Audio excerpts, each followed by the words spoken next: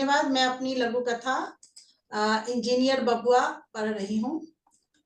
शरबतिया बार बार चिंता से दरवाजे पर झांक, दूर तक रास्ते को निहार, उतरे हुए चेहरे लेकर कमरे में वापस लौट आती है। कई घंटे हो गए, रामदीन अभी तक नहीं लौटा है। गांव के पोस्ट ऑफिस में फोन है, जहां से वह कभी कभार शहर में बेटे को फोन किया करता है। इतना वक्त तो कभी नहीं लगाया। तभी खिन्न हृदय लिए रामदीन जैसे ही अंदर आया कि शरबतिया के जान में जान आई। आज इतना देर कहाँ लग गया? कैसे है बेटवा बहू? सब ठीक तो है ना? हाँ, ठीक ही है। बुझे बुझे से क्यों कह रहे हैं? अरे भगवान, को क्या होगा, सब ठीक ही है। तुम रुपए भेजने को बोले उसे? हाँ बोले। चलो अच्छा हुआ, बेटवा सब संभाल ही लेगा, अब कोई चिंता की बात नहीं। अरे भगवान, उसने मना कर दिया है, बोला एक भी रुपया हाथ में नहीं है। हाथ खाली है उसका भी। क्या? हाथ खाली? वो भला क्यों होगा? पिछली बार जब आए रहा तो बताए रहा कि 1.5 लाख रुपया महीने की बड़ी पगार है। विदेशी कंपनी में बहुत बड़ा इंजीनियर है, तो बड़ी पगार तो होना ही चाहिए ना। बड़ी पगार है तो खर्चे भी बड़े हैं। कह रहा था कि मकान का लोन, गाड़ी का लोन, बाकी होटल, सिनेमा और कपड़ा लत्ता की खरीदारी जो करता है वो क्रेडिट कार्ड से, उसका भी ब्याज देना पड़ता है। इसीलिए हाथ तंग ही रहता है। बबुआ तो सच में तंगहाली में गुजारा करता है जी। हाँ भगवान, सुनकर तो मेरा दिल ही डूब गया। सोचे थे कि अपनी बेटी नहीं है तो भांजी की शादी में मदद कर बेटी के कन्यादान का सुख ले लेंगे। बबुआ कन्यादान का खर्च उठा लेता जो जरा, लेकिन उसको तो खुद के खाने पर लाले हैं। सुनिए, भांजी के लिए हम कुछ और सोच लेंगे। पिछले साल गाय ने जो बछिया जना था, उसको बेचकर ब्याह में लगा देते हैं। हाँ सही कहा तुमने। क्या हुआ, 1-2 साल दूध दही नहीं खाएंगे तो बछिया बेचकर कन्यादान ले लेते हैं। एक बात और है। अब और क्या? इस बार जो अरहर और चना की फसल आई है, उसको बेचकर बेटवा को शहर दे आओ। उसका तंगी में रहना ठीक नहीं। हम दोनों का क्या है, इस साल चटनी रोटी खाकर गुजारा कर लेंगे, फिर अगली फसल तो हाथ में ही रहेगी ना।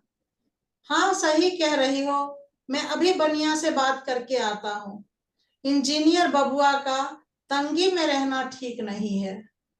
धन्यवाद। बहुत बहुत धन्यवाद शांता जी। मैं अब आचार्य ओम नीरव जी को आमंत्रित करता हूँ कि इस पर अपनी समीक्षा प्रस्तुत करें। नमस्ते आचार्य जी, स्वागत है आपका।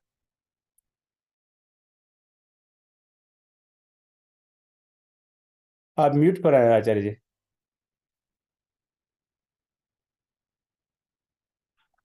हाँ, बहुत बहुत धन्यवाद।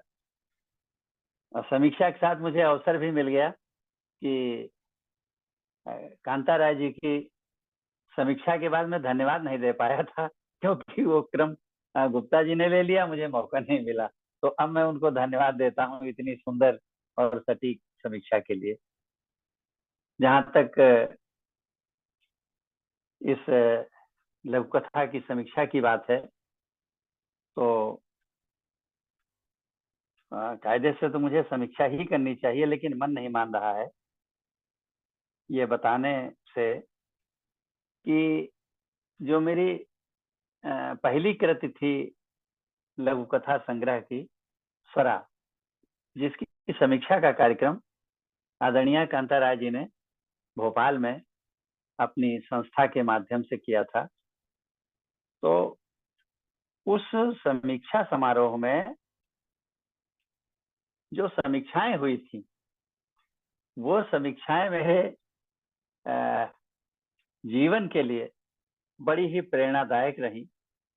और जब भी मैं कोई लघु कथा लिखने चलता हूँ तो वहां पर की गई एक एक टिप्पणी मेरे मन में गुंजायमान रहती है और मैं उससे प्रेरणा लेकर के सतर्क रह करके अपनी लघु कथाएं लिखता हूँ। ऐसी सुंदर समीक्षा समारोह की व्यवस्था करने के लिए कांता राय जी बहुत बहुत बधाई की पात्र है। अब आती है आपकी लघु कथा की बात। तो जहां तक सबसे पहले उसका शीर्षक है इंजीनियर बबुआ, मेरी दृष्टि में बहुत ही उपयुक्त शीर्षक है। शीर्षक को सुन करके जिज्ञासा भी होनी चाहिए लघु कथा के प्रति, और साथ ही कुछ लघु कथा का कथित ध्वनित भी होना चाहिए, लेकिन स्पष्ट नहीं होना चाहिए। ऐसा ना हो कि शीर्षक से ही सारी बात स्पष्ट हो जाए, जिज्ञासा खत्म हो जाए। तो कांता राय जी की लघु कथा का जो शीर्षक है इंजीनियर बबुआ, वो संकेत भी करता है, कुछ छुपाए भी रखता है, जिज्ञासा भी पैदा करता है। और बबुआ शब्द यहाँ बहुत महत्व रखता है कि मात्र एक बबुआ शब्द से पूरा परिवेश जो है वो प्रतिबिंबित हो गया कि ये किस परिवेश से निकल के लघु कथा आई है।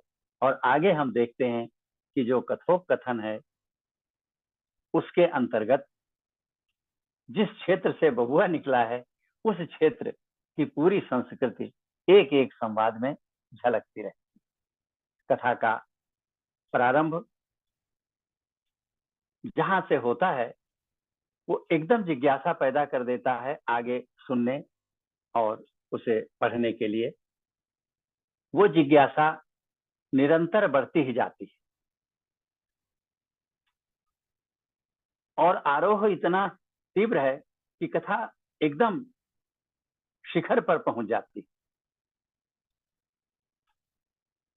और लघु कथा की विशेषता भी यही होती है कि वो शिखर से जब उतरती है तो समय नहीं लगता है, वो उतरती है तो कथा का अंत ही हो जाता है।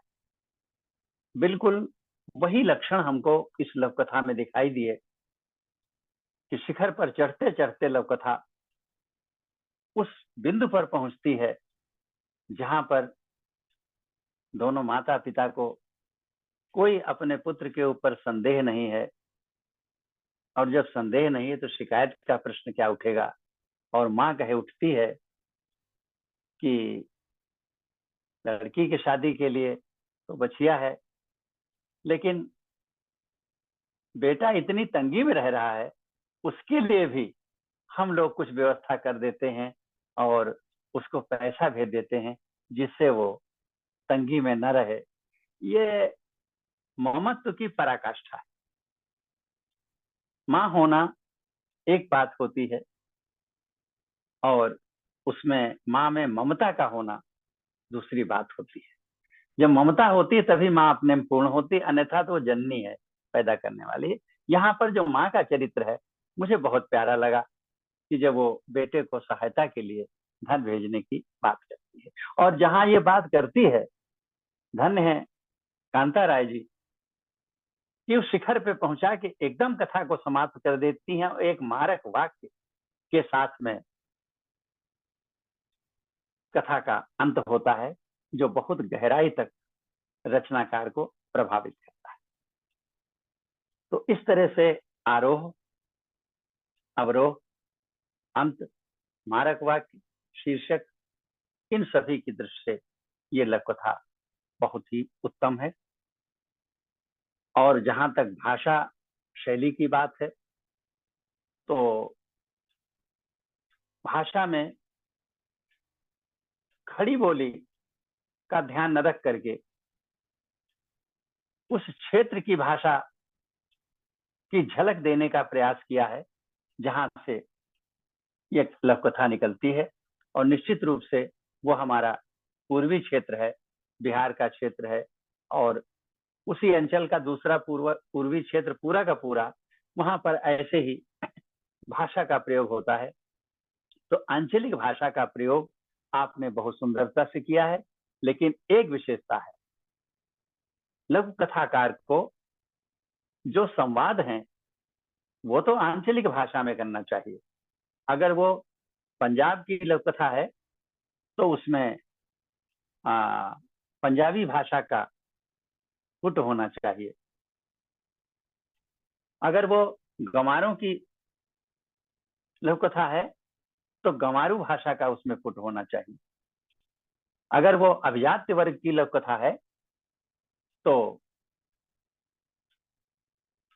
वो खड़ी बोली और उसके साथ में कुछ जैसा चलन है, अंग्रेजी में एक शब्द बोले जाते हैं, तो वैसी भाषा का प्रयोग होना चाहिए।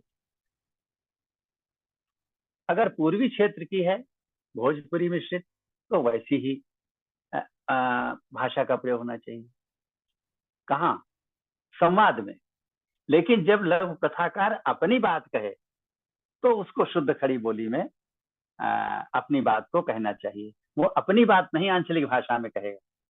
इस चीज का कांताराय जी ने अपनी भाषा में बहुत ही ध्यान रखा है।